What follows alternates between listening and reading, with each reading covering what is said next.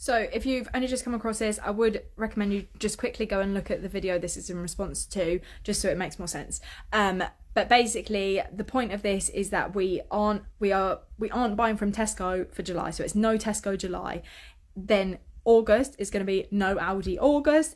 Sainsbury's is going to be in September, and then we'll go from there. That's where we're at for the time being, and we'll keep everybody updated.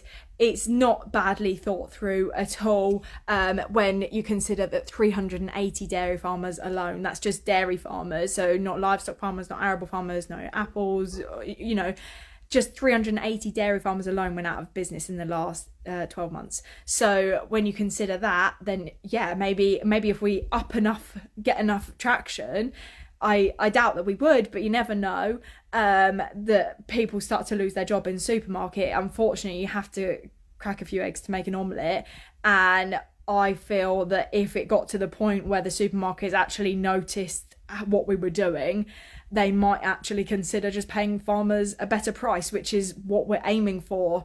And I would like to think if they care about their employees, they would do something about that before they start firing people.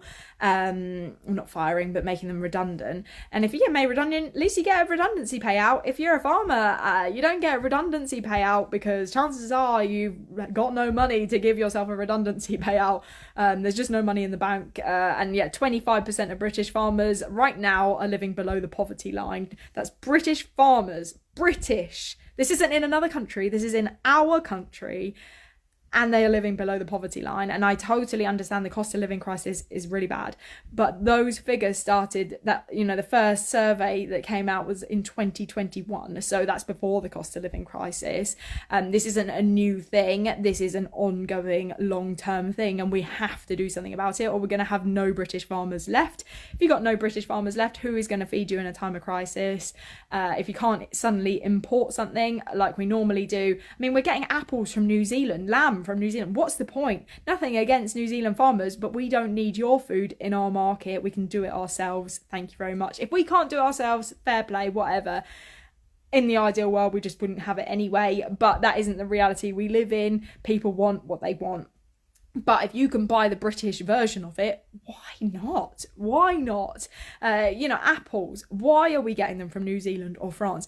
Lamb, why are we getting it from New Zealand? Why are we getting Danish pork? You know, we don't need those things. We can do it ourselves, and we can if the demand increases, we can up the amount that we produce. We are not running at capacity on our farm, as many farms are running well below capacity, just because there isn't the demand there currently.